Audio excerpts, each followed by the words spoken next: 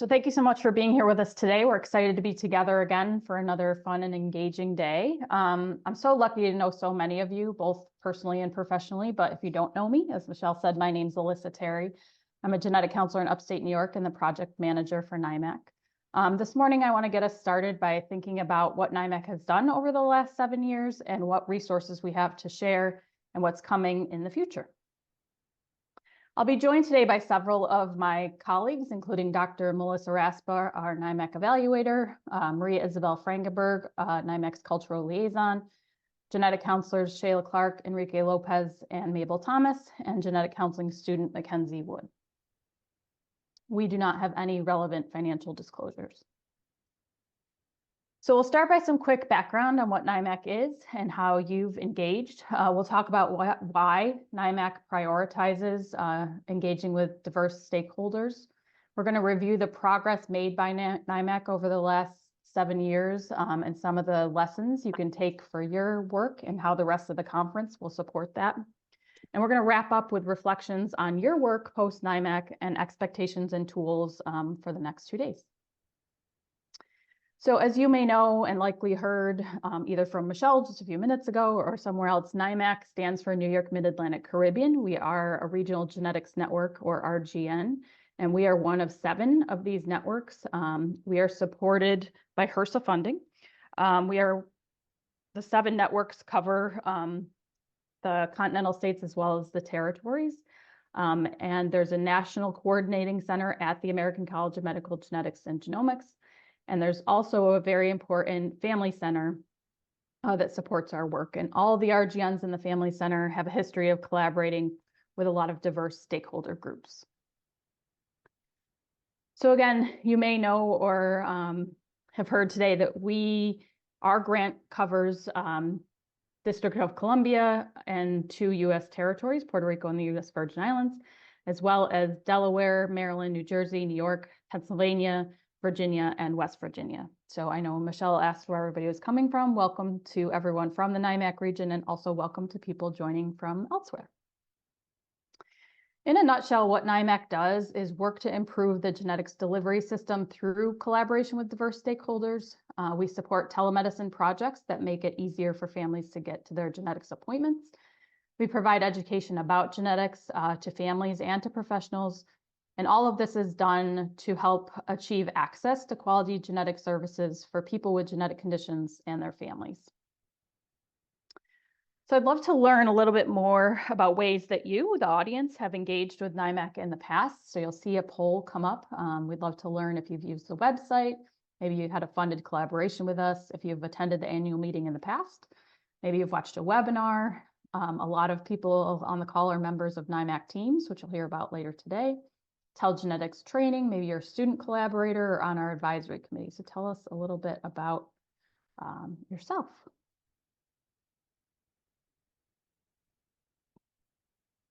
That poll is up and I'm seeing responses come in. Alyssa, I'll give a little bit more time. The participation rate is climbing.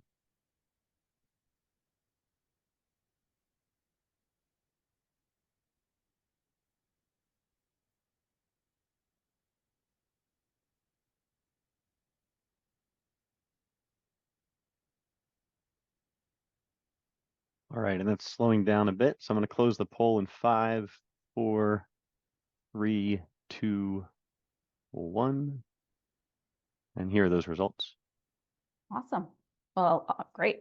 So it's great to see that a lot of people are using the NYMAC website, because I can share with you that that's one of the things we've really prioritized to maintain as the grant closes out, as Michelle mentioned. So the NYMAC website will stay around, and we've been doing a lot of work over the past year to make sure it's updated and things are where we would like them to be. So please keep using it. Good to see a lot of people that have been to an annual meeting or other educational event before. About 20% are on a NYMAC team, which is awesome. So I'm sure you know Radhika well, or Cheyla and Enrique. A couple of our students here, welcome to them, and some of our advisory committee members. Great, thanks so much. All right. So on the next slide, we also would love to know who else is in the room with us. So in this next poll, please tell us a little bit about what type of stakeholder you represent here today. We know we have some awesome families and advocates, lots of motivated health professionals, a lot of public health representatives, and other people that support families with special health needs. So tell us a little bit about you.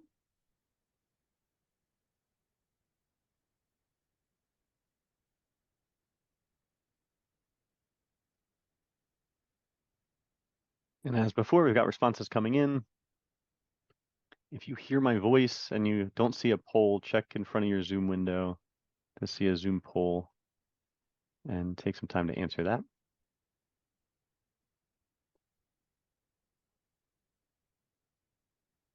And I'm going to go ahead and close the poll in 5, 4, 3, 2, 1. Right. So, Michelle showed a minute ago what the registration told us, and it's pretty close to what we have in the room right now. We do know that who's here throughout the day will fluctuate, but we always have a big group of genetic counselors. We're super excited to have 15% of you as families or advocates. Welcome to you. And then great to see people from other walks of life here with us as well. So welcome to everyone. So part of the reason that we ask that question is because we really do value having different people in the room to have conversations. My colleague, Molly Martsky from the Family Center, assisted us a few years ago in thinking about why collaborating with different types of people is helpful. And she shared this theory of co-production. Co-production occurs when consumers are engaged in the development of a service or product to really help enhance value, and that includes healthcare services. It really requires us to rethink how healthcare is delivered, both for typical face-to-face encounters, but also when we're thinking about the healthcare system as a whole, how having lots of people at the table can really help us build better systems of care. So what that means for this actual meeting is that in our meetings, everyone's voice is valued and welcome. So please, no matter what you're representing, what organization, or if you're a family or advocate, everyone's voice is valued and welcomed. We want to hear those diverse voices and perspectives. We encourage you, now that you know that that's what we're looking for, to see all the places in the meeting that you can find those principles in action. We do have the last session of the meeting together to think through how collaboration can support your next steps.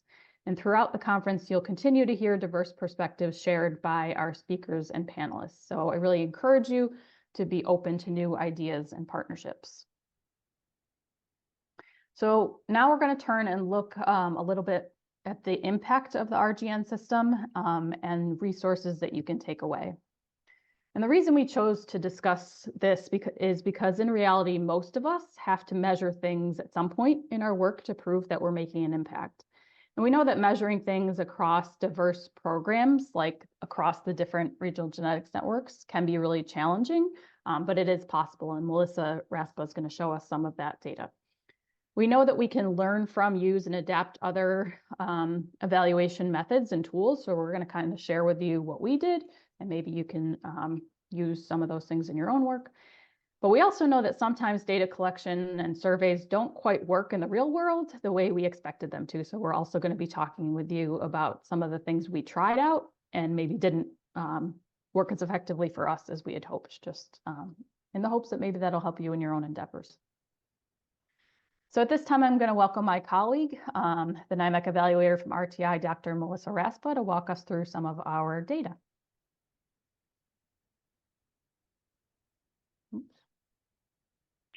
Great. Thanks, Alissa, and good morning, everyone. As Alissa said, I'm Melissa Raspa. I'm going to talk with you a little bit about those kind of three things that Alissa mentioned a few slides ago about NYMAC's goals in connecting families to accessing genetic services. So one of the big categories of work that we do is education. You can see here on this slide a couple of the different education activities that the NYMAC team has done over the years. Education is intended to reach both providers and families or patients. So as you well know, we run an annual conference. We've done a lot of different video projects over the years, again, both for providers and for families. a lot of different educational documents, whether it's flyers or events, including a red flags document that we developed early on for providers. And as Alissa said, through the state team engagement, we've done a lot of networking across the region, whether through webinars or different talks, both in person or virtually. I think the next slide, Alissa, has, just a sampling of the different types of educational events that we've conducted, again, over the last several years. Some of those dark blue flyers you can see are ones that have been more recent that we've conducted in either Puerto Rico or the U.S. Virgin Islands. And again, a different sampling of videos and things like that that have been done. So this slide really shows a little bit about the data and the impact, as Alissa was saying, about those educational efforts. Each year we report to the NCC that gets rolled up across all of the RGNs and sent to HRSA, our funders, about the impact of the work that we do. So here you can see is just a count and a visual of the different education events that we've conducted over the last couple of years. Down there in the bottom is the legend. So as you can see, we've done a lot of events that have reached different types of genetic providers. That's the teal bar, or other specialists. That's the navy blue bar. The growing numbers over the last several years in both reach to primary care providers in coral or to families in yellow. And I will note that last kind of set of bars there under year 7 is our current year. Typically, we report data in usually early to mid-June. This year, given that the programs are sunsetting at the end of May, we only have 6 months worth of data to report. So we did that in January. That's kind of a little bit of a dip that you see, but that's just because it's fewer months that we've had to conduct our different educational events. I think if you, thanks, Alissa. If you click to the next slide, here we've tried to give a glimpse too in several of these categories about kind of the cumulative effects across all of the RGNs. So this is all the networks combined. And again, the typing is a little, or the font is a little bit small there, but you can see again that kind of cumulative impact. On the left-hand side, you see the reach to providers. The blue coloring is the number of providers who are providing services in underserved areas, whereas the kind of orangey color is those providers who are not in underserved areas, and then again, unknown is kind of that gray color. And then flip on the right-hand side of the slide, you can see that's the reach for families. You can see that there's kind of an up and then a down. That's due to kind of the change of the funding. This is again kind of over the last 6 years, not including this year. So you can see trends that have happened over time. Again, just a sampling of the different educational resources that we've provided. Again, these are more family-focused resources, anything from understanding or providing families an understanding of kind of genetics, the basics behind genetics, why you might want to seek a genetics appointment, better understanding around different specific types of genetic conditions. You can see the sickle cell trait information there as well. And then on the right-hand side, again, just kind of screenshots of the several videos that we've conducted or that we've developed. So another big component of our educational efforts, as you guys all saw, is the website or online and online information as well as social media information. NYMAC does maintain a Facebook page as well as a LinkedIn, and we post several things of videos and in past for past conferences. Videos of the conference onto YouTube. So again, that's on the left, the NYMAC website. And here again is kind of a sampling of the data and the impact. Again, over the last several years, this is the number of users who have accessed the website in that teal color, growing as you can see over the last several years. And in the coral is the number of web sessions that have been counted again over the last several years. Our reach in Facebook has grown significantly in the navy blue. And then you can see also we've had a high number of LinkedIn impressions over the last couple of years. In addition to counting that website and social media interaction, we also count and record the number of resources that we've developed and have been posted. So here's a breakdown again of information that we've developed in both English and Spanish. So web resources in English are in the teal color. Anything in non-English is in the coral color. The number of videos you can see has grown significantly in the navy, and also a small but growing number of videos in non-English.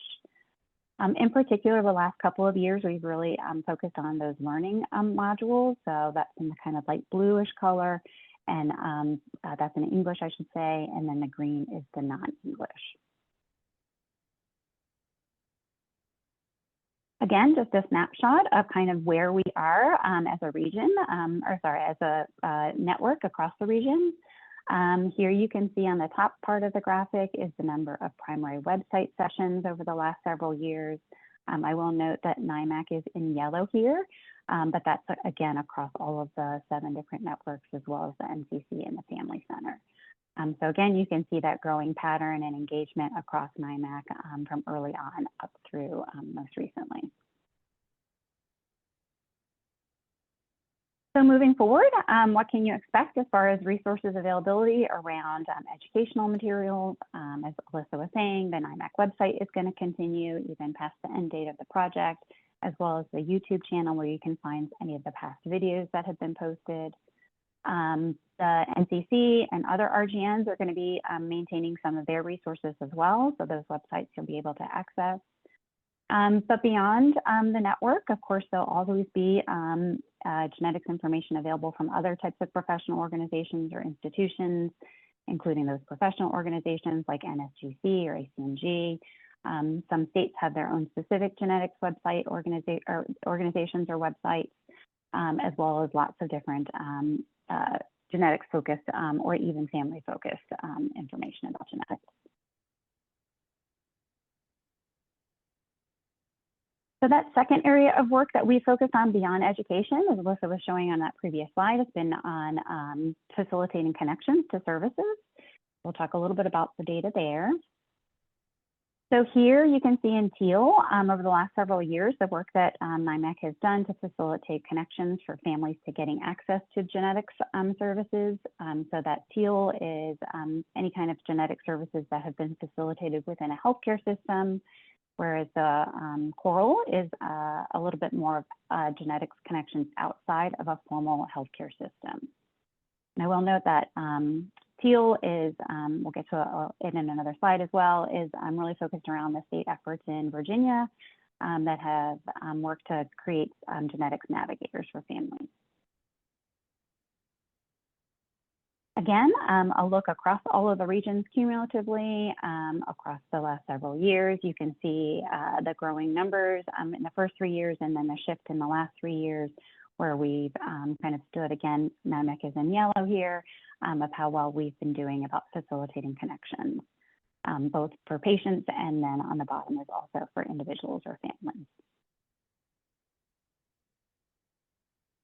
So again, what you can expect moving forward, those genetic navigators in Virginia hopefully will be continuing their work to facilitate families and getting connected to those genetic services.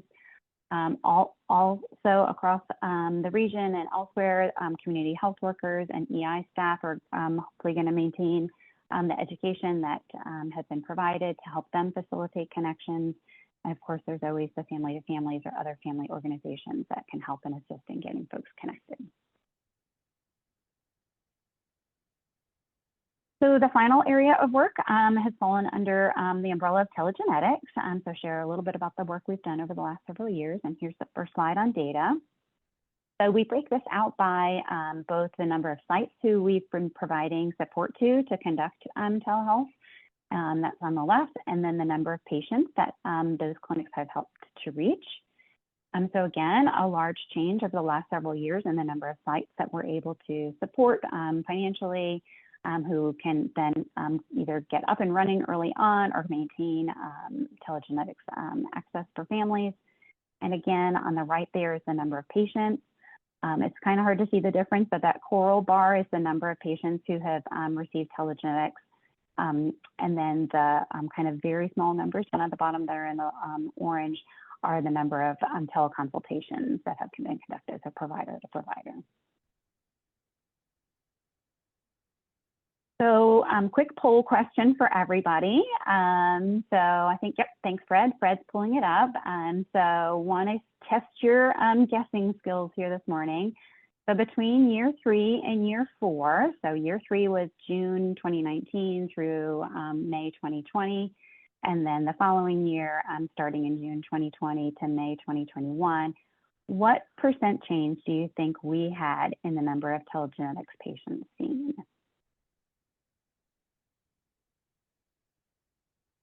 So we have responses coming in. Melissa, you can play the game of thinking to yourself what answer you think will be most popular, whether or not it's correct. All right. But yeah, if you're hearing my voice, there's a Zoom poll. Looks like we've got participation slowing down. I'm going to close it in 5, 4, 3, 2, 1, and here are those results.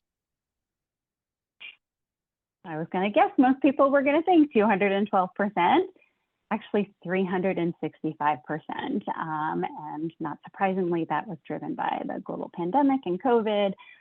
So we had an over 3-fold increase in our region in the number of patients seen through telegenetics between 2019/early 2020 and 2020/2022 or 2021. So thanks for that. And here you can see that visually, graphically, or graphically displayed. Again, that kind of middle column there of year 3, NYMAC in yellow again, but about overall the regions, about 10,000 patients seen. That jumped to well over 40,000 in both telehealth, but then a small number in teleconsultation, totaling almost 50,000 patients. So again, moving forward, what can you expect? There will continue to be work, I'm sure, in telehealth and telegenetics in particular through the NSGC and ACMG. Family Voices will continue to work and focus on telehealth. And while the RGNs are going to be sunsetting, there are other HRSA-funded projects, including the Telehealth Resource Center that focus on developing materials and support, as well as other kind of national associations that you see listed there on the slide.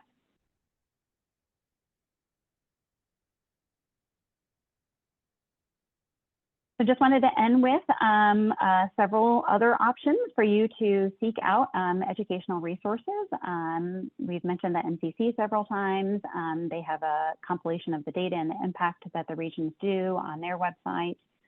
We've used the Phoenix Toolkit more recently in NYMAC.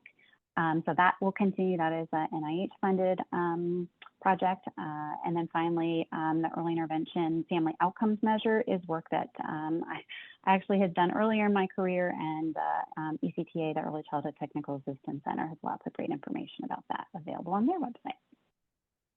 So with that, I thank you, and I'm going to turn it back over to Alissa. Awesome. Thank you so much, Melissa, for your overview and the resources. At this time, we're going to take a closer look and kind of zoom in on the past 4 years of our work in Puerto Rico and the Virgin Islands. So NYMAC was awarded supplemental funding from the National Human Genome Research Institute under the Evaluating Genetic and Genomic Medicine Implementation and Outcomes grant, also called EGMEO. Most of us never remember what EGMEO means, but this is what it means. And this started 3 years ago. So our EGMEO work really focused on 3 main goals: creating strong local teams in Puerto Rico and the Virgin Islands, supporting education and collaboration, and implementing telegenetics programs where they were needed. But in order to assess whether we were doing a good job and making an impact in these areas, we had to use some measures, and we looked for measures that other researchers had previously used successfully as strong ways to demonstrate progress in these areas. So there were 8 measures that we chose to evaluate this work, and today we're going to focus on our experience with 4 of them. First is a measure that we use to assess our local teams. So the 360 engagement assessment came from the Patient-Centered Outcomes Research Institute to highlight strengths and opportunities among stakeholder teams. We use this, again, to assess whether members of our territory teams felt satisfied with the team and with their role. And we're going to drop the citation for that measure in the chat. Next, we use the relative advantage measure, which comes from the Phoenix Toolkit, which Melissa just mentioned. This was ranked highly by the Ignite network as well. And this was used to help assess if professionals who receive NYMAC education about genetics feel more strongly after they receive the education than they did before, that increased access to genetics is good for their community. And we're going to share that citation in the chat as well. Next, we use the Healthcare Provider Cultural Competence Instrument, which was published in 2015, to assess whether professionals that received education about cultural lessons had different awarenesses about intercultural issues after the educational event than they did before. And we actually used this as education took place at last year's NYMAC virtual conference. So we'll share again that citation in the chat. And lastly, this also came from the Phoenix Toolkit. We used the Genomics Outcome Scale, or GOS, as a starting point to measure empowerment after genetic counseling for patients in Puerto Rico that received telegenetic counseling. We're going to share that link as well in the chat. So you're going to hear about what these actually looked like when we put them into use in the territories. So with that, I'm going to welcome our NYMAC Cultural Liaison, Isabel Frangenberg, to share more about our work. Wonderful. Thank you, Alissa. It's great to be here. So let's see, wiggle your fingers if you know what a cultural liaison is. Thank you. Great. Okay, so before I go into this poll, I'm going to define it, because if you haven't worked with a cultural liaison, I think it would be great for you to define what it is for us to know. So the flavor of cultural liaison that I practice is someone who facilitates communication and engagement amongst cultural groups and between those groups and the people who design programs for these groups or help or co-design programs with them. I also like to emphasize that we embrace humility in harvesting local insight. I will tell you about that in the next few minutes. But first, have you ever worked with a cultural liaison before? Here's our poll.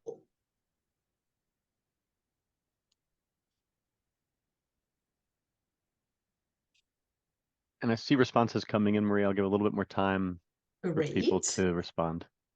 Thank you.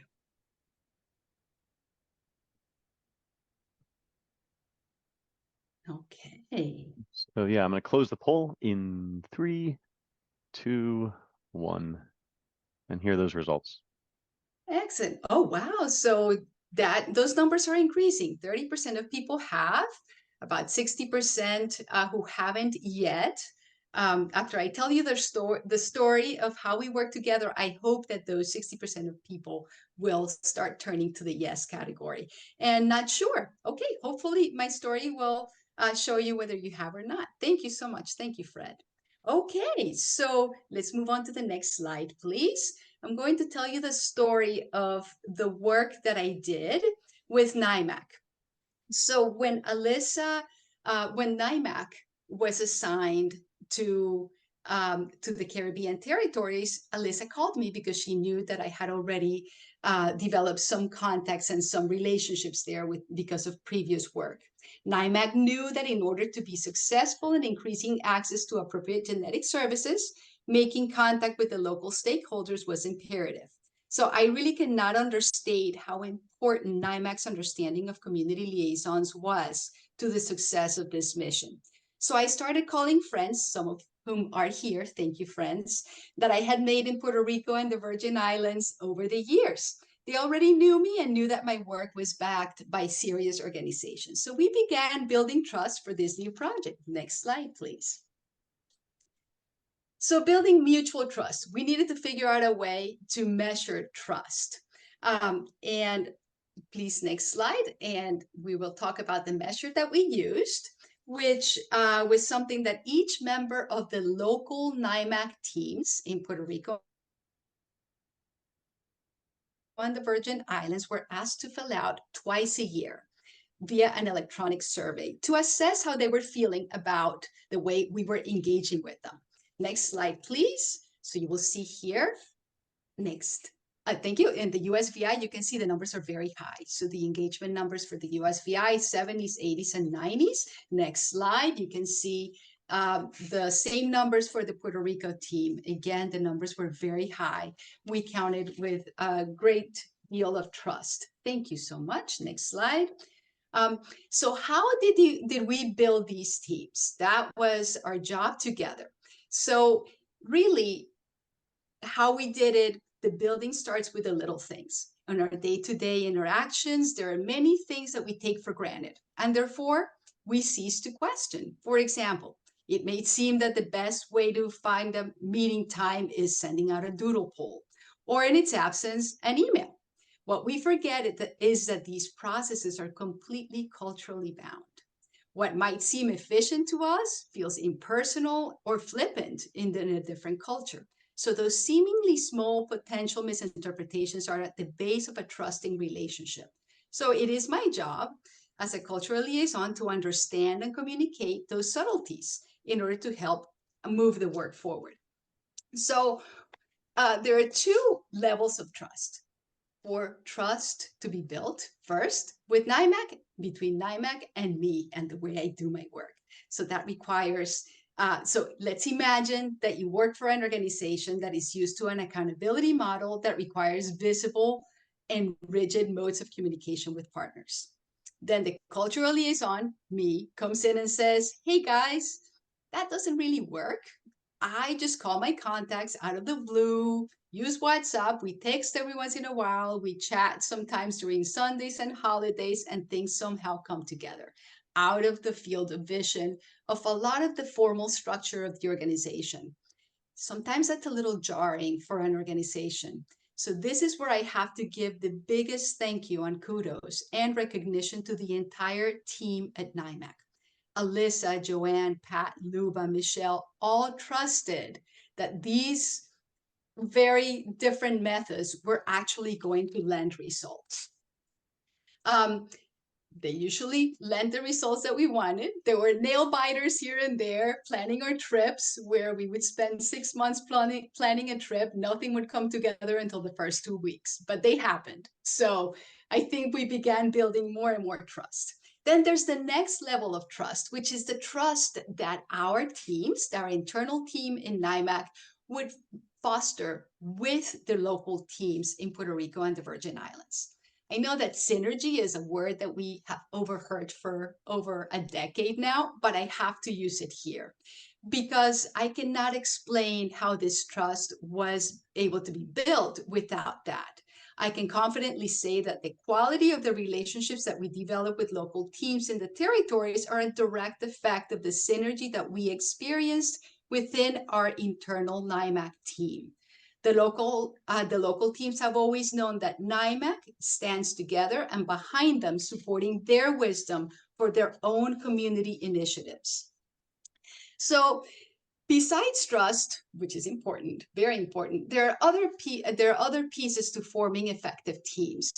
And understanding power dynamics and authority dynamics is one of them. I have always said that power is not really where you think it is. A large part of my work constitutes understanding who the centers of influence are. I look for continuity and I look for those people who have institutional memory and know-how. For example, in the U.S. Virgin Islands, hi Yvonne, I saw you around here.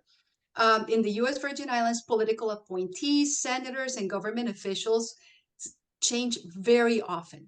So our most effective contest, again, hi Yvonne, are the people who understand that system, but are not necessarily in positions of formal power. Another important aspect of maintaining those relationships is really understanding how to use those inactive times when really there's not a lot of activity, but we need to maintain them. That's my job. I stay in touch with people throughout holidays, throughout life changes, throughout job changes, because this is not just about work. We share a good personal relationship together. Next slide, please. So persistence and respect. We have already talked about trust, power, and relationship sustainability. All these happen within the context of the work culture made up of all those little interactions that we had just talked about. Timing in meetings, formality or informality of communications, different understandings of what constitutes timely preparations, modes used to communicate, and response times. All those things require equal parts of persistence and respect. Understanding that work culture is not the same as work ethic leads to respectful interactions. We leave our judgment behind and become servants of respect. Our partner's priorities, we understand, are different from ours. This is the job that we have. Our partner's work is infinitely more difficult than ours, and we need to come to the table understanding that. Also, we know that their workloads are very high. So they wear many, many hats. Ours is just but a tiny one. So again, we come in respecting their own time and their priorities. So while we try our best and we make the best efforts, something happens sometimes. Next slide. Conflict management. So let's talk about conflict for a minute. And I believe that we have a Mentimeter here. How does it help your work evolve? If you can please use, Fred, are we going to use a chat? Sorry, I spaced out there. So there's a link there in chat. And I'm also going to share a screen here. So we'll be using Mentimeter throughout the conference, just a heads up to all you participants. And there's a link there in chat that you can click, which will open up a browser window where you can enter a response.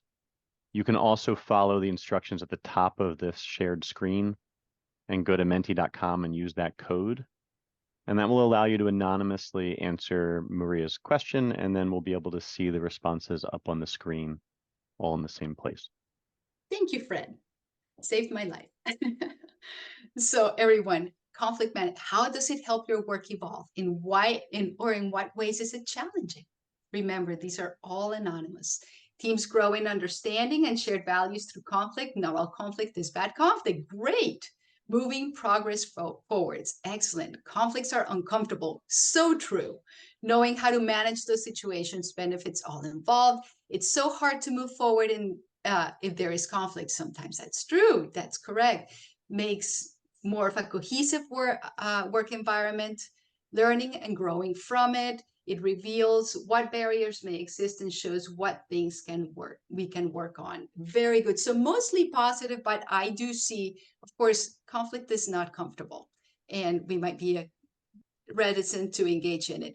Te hace pensar en diferentes formas de solucionar los problemas. It makes you think in different ways of solving problems. Thank you for that. So true. It forces creativity, allows for better communication and understanding.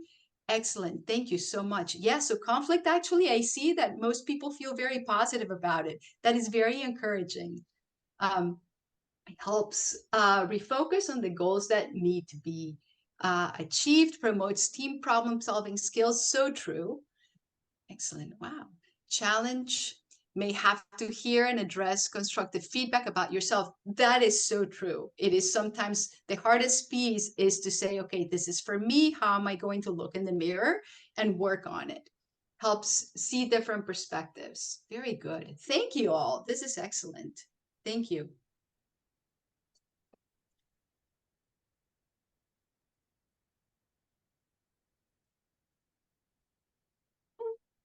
Thank you. Well, we get there. If you like, I'll continue talking. So conflict, as you might imagine, in work as complex as working with the U.S. territories is, conflict has arisen and continues to arise, but it has been a wonderful catalyst for a lot of change. So ideally, in the best of all possible worlds, we would live in a conflict-free bubble. I think the one before Alissa, thank you. Thank you.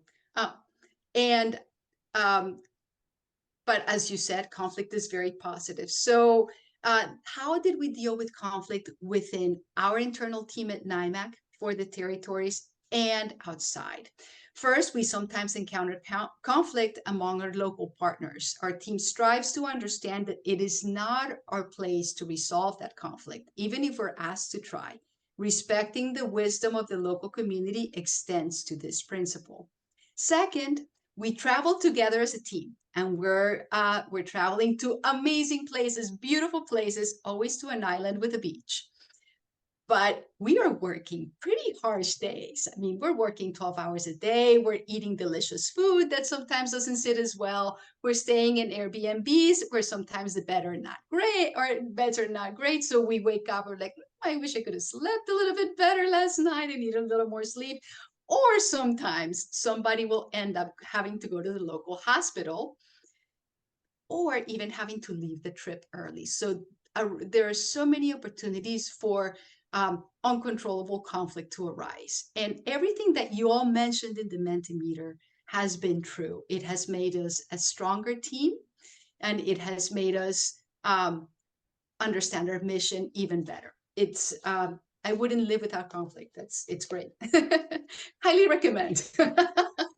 Okay, our next slide. Thank you so much. So what is the ultimate test of our relationship and our work? And I think the theme of today's conference and tomorrow's conference really is sustainability in the end. And my relationship and my work is no different, because my work changes and evolves as the teams have moved. My goal is for the people in the NYMAC team to become so proficient and so comfortable within the environment in a different cultural setting that I'm not as necessary. And nothing makes me happier than to see people's confidence grow and strive. And I have to tell you that I have shared this with Alissa, who Michelle described as the heart and soul. I do believe this sincerely. And I have seen the most incredible progress in flexibility, not only for the team, but for Alissa. It's been incredible. And just seeing that I no longer have to speak up as much. I no longer have to say, hey, let's look at this differently. It's just a thing of beauty. So thank you all. We all aim to build functioning teams to have a high probability of surviving in our absence. So in our next slide, it is the perfect time because we need to be looking ahead. After years of working with the U.S. territories, I have learned that many of the efforts and initiatives don't achieve long-term success. Many locals have shared with us that the reason for this is that people come and go. They see this very often from great organizations. They use up their resources, their time, and they leave never to be seen again. We didn't want to be this. This was something that we knew from the beginning. This is why from the beginning of our work in the territories, we had sustainability as the #1 goal. We never thought that the end of NYMAC would come as early as it did, but here we are. And we are so glad that Alissa led our team in such a way that we have a sustainable future ahead for the initiatives that NYMAC was lucky enough to spearhead for the past 3 years. So in the USVI, we have the Propel Grant and we have the Sickle Cell and Thalassemia Patient Network. I am involved in both of those. And of course, the NYMAC flag will fly high even after the funding is gone. We will also be traveling to Puerto Rico in the next couple of weeks. Yay, hello everyone again. And in Puerto Rico, we have Mabel Thomas, who is a genetic counselor who recently moved to Puerto Rico and works with us, as you know. She will tell you all about her work in just a couple minutes. And then, you know, we are looking for funding to continue this work. Both the teams in USVI and Puerto Rico have expressed a desire for us, for the internal NYMAC team, to continue collaborating with them. So please feel free to contact us with ideas about money, routing numbers. I kid, but not really. Please do. And I think that is all I have for you today. And I'm going to pass it on to Cheyla Clark, who will talk to you all about the lessons that we learned. Thank you all.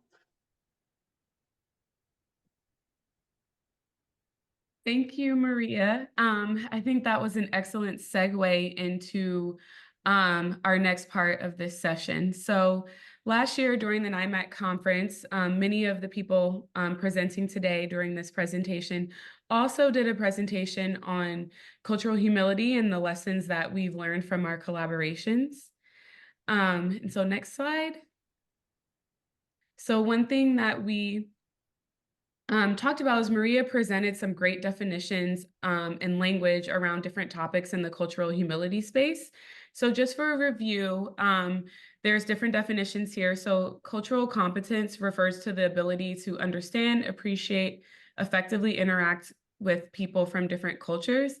And this includes having knowledge of different cultures, beliefs, values, and practices, as well as the ability to adapt one's behavior to better communicate with people from those cultures.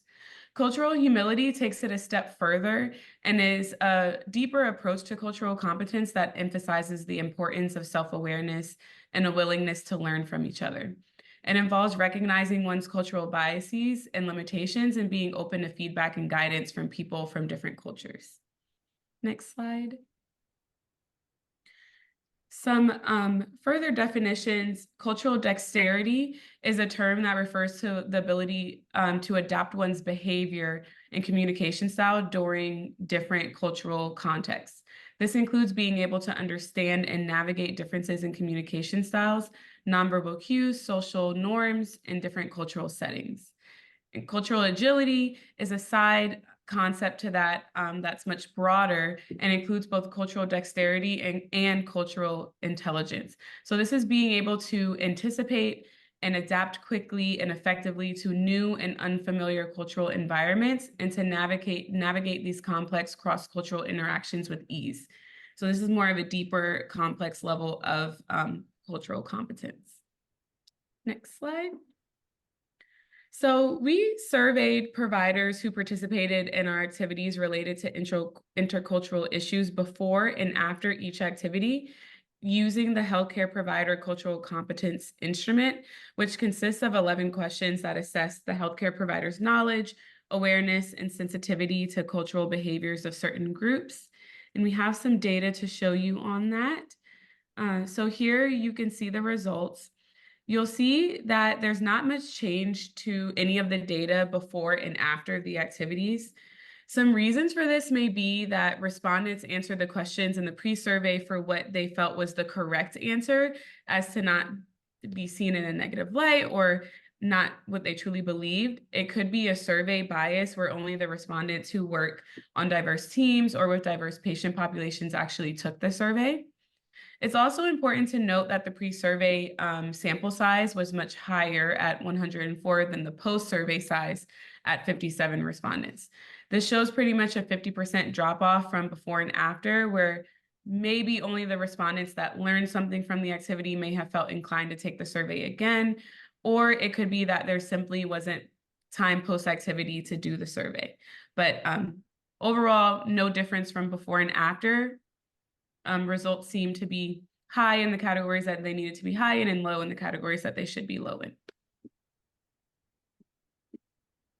This slide is outlining some of the examples of the provider and patient education that our NYMAC USVI team conducted. So on both St. Thomas and St. Croix, we held genetics and health in the VI workshops for healthcare providers, where we talked about basic genetic knowledges, how to access genetic, how to determine appropriate referrals to genetics. We had early intervention workshops, both virtually and in person, for both St. Thomas and St. Croix, collaborating with the early intervention specialists there. We have created fact sheets for sickle cell and newborn screening, as those are some of the biggest concerns outlined by our stakeholders in the Virgin Islands. We also had a really, really inspiring dinner with Sickle Cell Warriors, a sickle cell support group in St. Thomas, where we got to talk to and listen to stories of patients living with sickle cell. And then lastly, one of the other things that we did during our 2023 visit and our 2024 visit were family empowerment sessions, where we had workshops and heard stories and listened to the needs of the parents and the families of children with special healthcare needs in the territory. So one other measure we used was this relative advantage, which is one used to assess how people who attend our educational events about genetics feel about the advantage of families utilizing genetic services before the educational event and then again after the educational event. We are really looking to see, is there a change in how valuable they believe genetic services would be to families? And our data is on this next slide. So you can see here that there was an increase in the percentage of respondents who felt genetic services would improve their patients' care. Although there were still some who disagreed that this could be helpful, the number did drop from before to after the education, which did demonstrate a change. One of the reasons that we feel respondents may have still disagreed is that currently in the territory, there are no genetic services currently being offered, so it could be difficult for them to visualize how that could impact their care. But on the next slide, we have shown ways that we've really tried to increase in continuous engagement and demonstrate the importance in the buy-in for genetic services. So we've done this through continuous engagement, through provider workshops and trainings, and through sickle cell support groups. And during our visit to the territory in January, we really saw that, one, there was a need for these genetic services, and two, there was a strong desire from the providers, the patients, and the families to have further genetics education and access. And we really saw this in one of our visits with some providers in the Virgin Islands, that they had identified children that needed genetic services, and they already it was at top of mind, and they were really looking to, who can we refer this patient to, or where can I get information to get genetic testing? So it was immediately apparent that this was something on the providers' minds and something that they really were interested in seeing through. So follow-up on this has continued. And with that, I will turn it over to Enrique to talk about Puerto Rico. Hi, everyone. So I'm going to be talking a little bit about the relative advantage in education in Puerto Rico. So on this slide, we can really see the amount of resources we disseminated across the territory. We have here flyers that are all in Spanish. We have flyers directed towards families about basic genetic information, flyers about trainings and workshops for families as well as providers. And then these are the things that we've disseminated across the territory in the past few years. And then on the next slide, when we talk about the relative advantage survey, about what came of these workshops that we've done in the territory, we've administered the survey over the past 2 years. So in 2022 and 2023, and we'll be doing so again in 2024.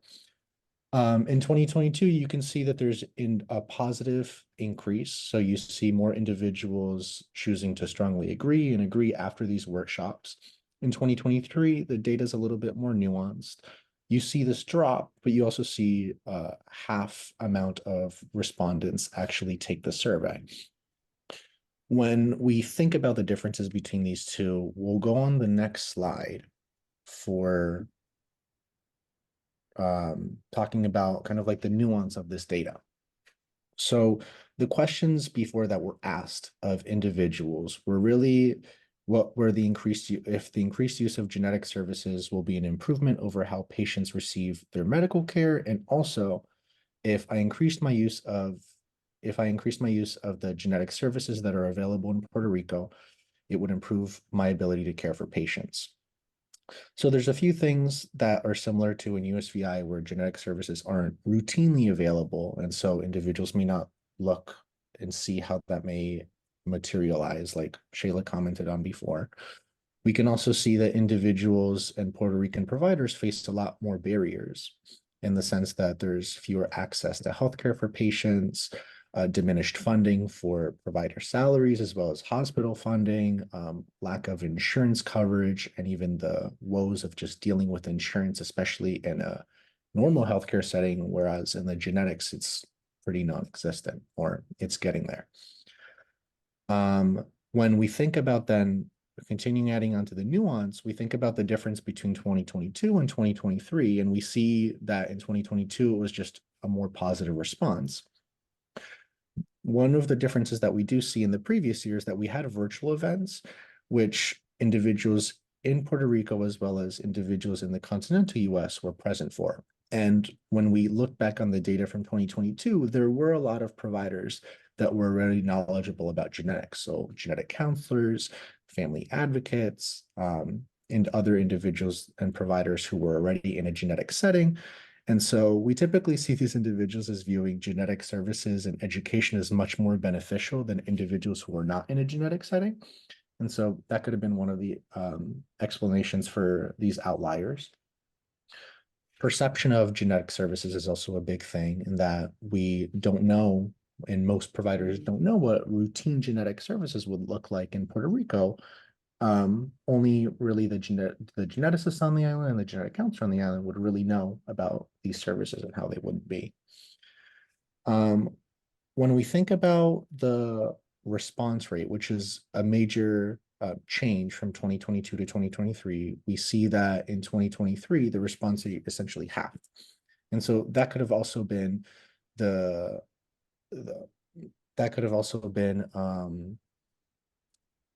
change that we would have seen, especially because surveys are not routinely administered in Puerto Rico. And so at the end of our workshops, a lot of individuals may have already left. We may not have time. And so that could have been one of the drops. And potentially if the same amount of individuals from before the workshop answer the survey after, maybe we would have seen similar responses from 2022. Also the need for potentially more targeted questions, in the sense that an example being if knowledge about genetics is something that they're extremely interested in knowing about, and then going based off of that, what specific topics they're interested in. And so when we think about the workshops that we've done, we've always taken input from the providers organizing these events, but maybe asking the individuals attending them what specifically they want to know about genetics would be more beneficial. And then in summary, just finalizing all of this, we've generally got a substantial number of providers to actually attend these events. And so the interest is there. We may just need to hone in on what the interest is and asking for feedback more specifically. We've networked with a lot of individuals about the opportunity to provide more education during these events. We've distributed a lot of online resources and a hard copy of these resources, so it's been very beneficial. And then also, if individuals would have responded at a higher rate to the surveys, maybe that would have been as positive as in 2022. And so that's kind of like a summary of the relative advantage data that we really see in Puerto Rico as of right now. And I'm going to pass it on then to Kenzie Wood. Awesome. Thank you, Enrique. So with that said, further thinking about improving access to genetic counseling services in Puerto Rico, we actually started a locally developed telegenetic counseling service in a general genetics clinic in PR about a year ago. And in order to measure the patient outcomes for the patients that were seen by the genetic counselor through this telegenetic service that we developed, we initially intended to use the measure that's shown on the screen here, the Genomics Outcome Scale, or the GOS. And a little bit about the scale. So the GOS, it's actually a shortened version of a larger scale. And it consists of 6 questions that's filled out by the patient both before and after meeting with a genetic counselor. And it's really trying to assess patient empowerment. Is empowerment improved after meeting with a genetic counselor? And so with that in mind, we looked at the 6 questions that are asked in the GCOS, and we didn't really feel like those 6 questions aligned as well with the setting that we were wanting to use our survey in, both in a general genetics clinic and in Puerto Rico. And so because of that, we actually went back to the larger version where the 7 questions from the GOS come from. So we went back and looked at this larger version, it's the Genetic Counseling Outcome Scale. And I'm not intending for you to read all 24 questions that are there. This is more so just to kind of help you visualize that from the 24 questions that are in the genetic counseling outcome scale, our team went back through and we hand selected 7 questions that we felt more closely aligned with the expected outcomes of these genetic counseling appointments in Puerto Rico. And as you can see on the left-hand side, there's an English version of the scale that's already been validated. And on the right-hand side, there's actually also a Spanish version of the scale that has previously been translated and is validated, but it's validated for use in Spain and not in Puerto Rico. So if we go to the next slide, this just kind of gives you an overall visual as to what our finalized scale looked like, with the English version being on the left-hand side and our Spanish version on the right-hand side. And I'll go through on the next slide to talk more in detail about the changes that were necessary to go from that validated Spain scale to make it applicable and usable in Puerto Rico. So like I mentioned, there was that validated scale for use in Spain, but when we looked at the terminology and all of the questions that were there in Spain, we recognized that the Spanish that's used in that scale didn't really fully align with the Spanish and the terminology that should be used in Puerto Rico. So with that in mind, our team, we went back through and looked at the Spain version of the scale and tried to make it applicable for use in Puerto Rico. And as we really completed that whole process, the adaptation process, we worked with local stakeholders that included family advocates and genetics providers in PR to change the Spanish terminology from words that are common in Spain to words that are commonly used in Puerto Rico. We also went back through and made sure that anytime a social program like WIC was utilized or referenced in the survey, that those social programs are actually programs that are used in Puerto Rico. And then lastly, we also utilized our cultural liaison to make sure that the cultural translation was apparent, and that everything from the terminology to everything referenced was really culturally relevant for our local population in Puerto Rico. So thinking about that entire process, there were a couple of lessons that were learned, and I think that one of the main ones was that through the process of those language translations and adaptations from Spain to use in Puerto Rico, it really highlighted that, a lot of times we take a Spanish version of a scale or a questionnaire or an outcomes measure, and we generally apply it across many different populations of Spanish-speaking individuals. And so this whole process really highlighted to us how necessary it can be sometimes to make those modifications in language and cultural translation to make sure that our measures are applicable to our local population.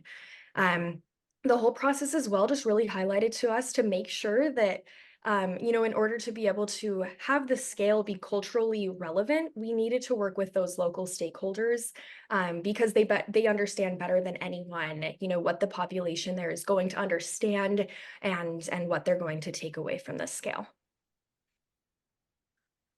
So to think about what's next, right? We've created this scale and we've actually interviewed a couple of people involved in the process to kind of get their experiences, what their experiences were in the process of creating this scale. We also have started to initially start to implement the scale in Puerto Rico, and that's kind of the next step as well, as to continue that implementation. And ultimately, the main goal is to use the results of the scale in Puerto Rico to help further establish genetic counseling as a profession in Puerto Rico.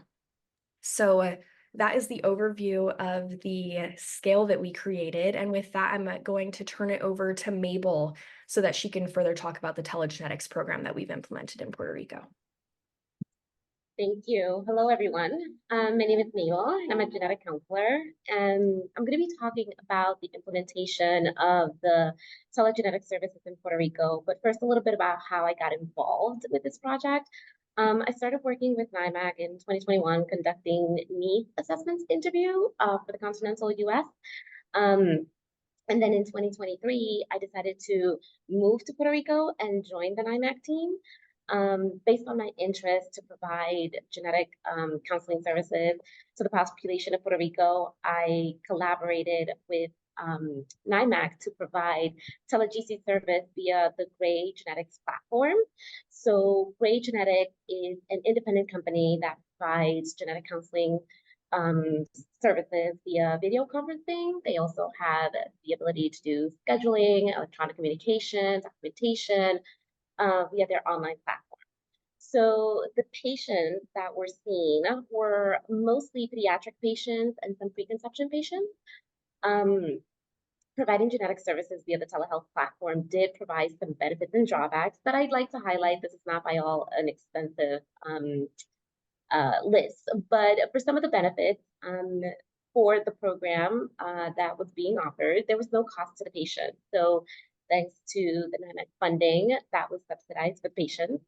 Scheduling was done online and was very convenient for the patients. And because these were remote services, there was no traveling for the patient. They overall, I think the patients were really grateful for the services that they received. Now, one of the biggest drawbacks really is that telehealth may not be suited for specific specialties. So when it comes to like pediatrics, we were limited in really seeing most post-test patients, so patients that already had testing. Other specialties like preconception really lended themselves to pre-test and post-test counseling. So that was one of the limitations. Coordination of testing was also challenging, as Enrique had said, which brings me to my next point. Genetic testing in Puerto Rico, according to PR law, in order to draw blood for clinical analysis, you must possess a license issued by the Secretary of Health, which comes with certain regulations as operating as a clinical laboratory. So for the most part, the medical geneticists on the island have their own private practice and don't have blood draws in their office. So they must send their patients to local laboratories to draw their blood, which then gets sent to, that blood then gets sent to the US for analysis. So genetic testing are specialized testing that for the most part are not done in-house in Puerto Rico, but are referenced out to continental US laboratories. So therefore, the implementation of having to send to a local laboratory and then to reference out to a US laboratory makes the relationship between the provider and the lab performing the analysis more distant, whereas there's more of a direct relationship in the continental US between providers and laboratories. It also makes it difficult to talk or even negotiate the cost of testing for patients, since the local labs and the reference lab have already established their pricing, so the patients are subject to that pricing.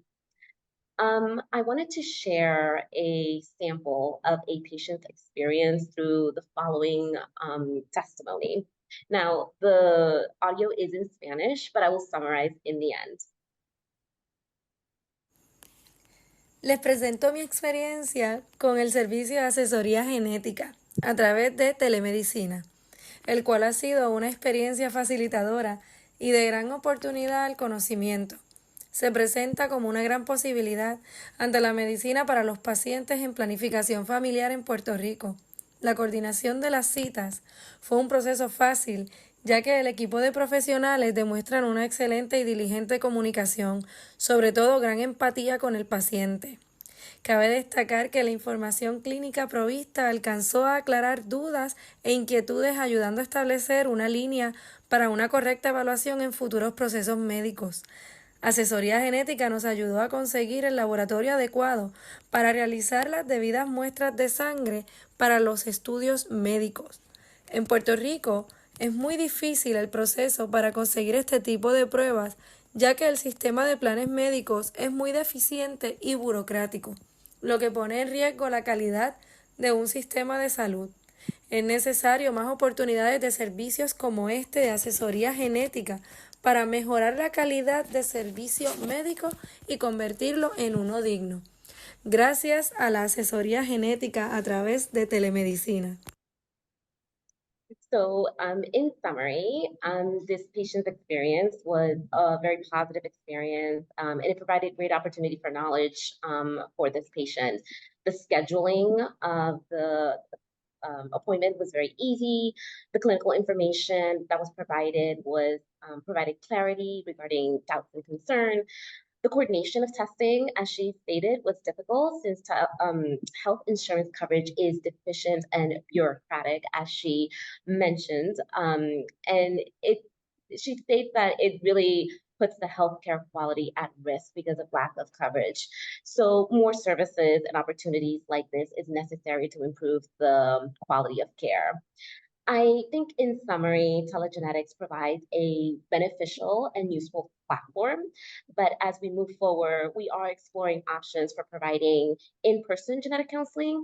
We cannot just sort of apply a US-based standard model of providing services without really considering the various factors that make the specific community unique, such as laws, infrastructure, insurance coverage. So in-person genetic counseling would facilitate the providers, the genetic counselor, and the patients to learn from each other and how to best work together to implement genetic counseling services to the population of Puerto Rico. With that, I will hand it over to my colleague, Alissa. Awesome. Thank you so much, Mabel. And thank you to all of my wonderful, oh, sorry, I was muted. I was saying thank you so much to Mabel and to all my other colleagues that joined me to give you guys that update. I really appreciate you guys and all the other people that are probably on the call today that were key collaborators in the work that we just described. As I stated before, we really felt like we wanted to talk about this because we all share really a need to be involved in some way in data collection, and that sometimes we're really challenged to gather data across systems. And oftentimes we really can learn a lot from other people's success and challenges. As you saw, as we talked through this for us, we ended up feeling like the 360 team measure worked well for our purposes. The cultural competency measure was not all that useful for us. The relative advantage measure we feel has some potentials in certain situations. And as Kenzie described, we're kind of still waiting to see how our most recent adaptation of the GOS or GCOS will work for patients and families in Puerto Rico. So now we want to change gears just a little bit. And with the fact that the NYMAC grant is ending kind of in mind, we want to invite you to have some conversations with the other attendees about what challenges you think you might face in NYMAC's absence and what or who do you feel like you need to stay on track. So you will be invited to a small group discussion in a breakout room. You'll see that pop up on your screen. And you'll see the discussion prompts in the chat as well. And we invite you to have a quick conversation with some new friends on those issues.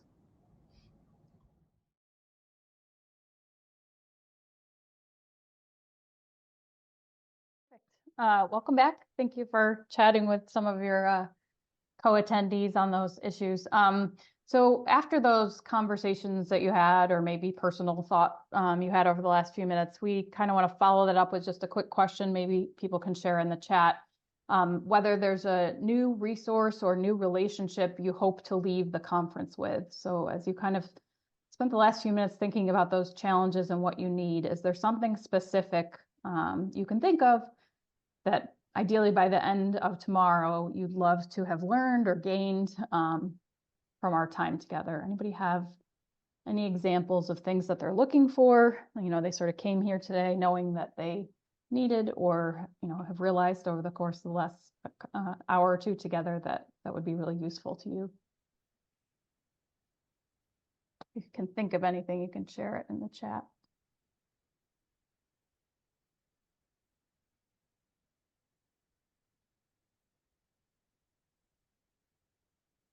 Okay, well, important thing to think about over the next few days is that issue. Oh, thank you, Beth. So Beth is wondering how to access new resources in non-English languages.